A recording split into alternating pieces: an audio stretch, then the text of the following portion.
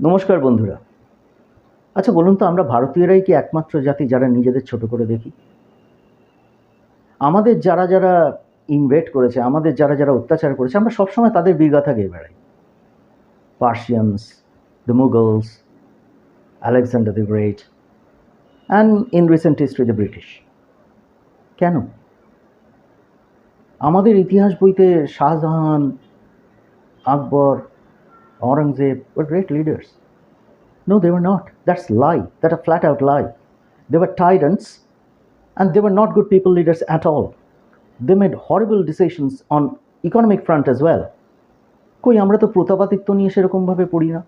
সাম্ভাজি মহারাজ hardly ইতিহাসের বইতে দেখতে পাই আমরা। দক্ষিণ ভারত পড়তে গেলে আমরা হায়দার আলী, টিপু সুলতানে ঢুকে যাই। কই কোনোদিন তো চোল সাম্রাজ্য নিয়ে সেরকমভাবে পড়াশোনা হয় না। কেন এটা? আমাদেরকে জোর করে এটা শেখানো হয়েছে যাতে আমরা কোনোদিন নিজেদের গর্বটা অনুভব না করি, মাথা তুলে না দাঁড়াই।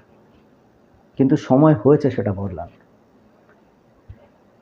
এই সরকার আসার পরে গত 12-13 বছরে ভারতীয়তাটাকে প্রমোট করা হয়েছে এবং এই ভারতীয়তার মূল অর্থটা হচ্ছে ভারত সম্বন্ধে গর্বিত হওয়া, আমাদের অতীত নিয়ে গর্ববোধ করা।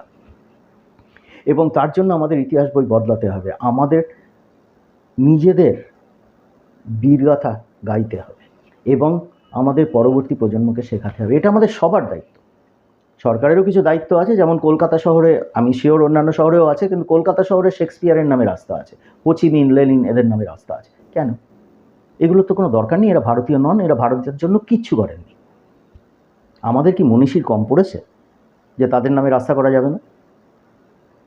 আর ওই সুরাবর্দি এভিনিউ, এটা যদিও মামা সুরাবর্দি, ভাগ্নে সুরাবর্দি নয়, কিন্তু মামা আর ভাগ্নের মধ্যে, শকুনি আর দুর্যোধনের মধ্যে কাকে সিলেক্ট করবেন আপনি?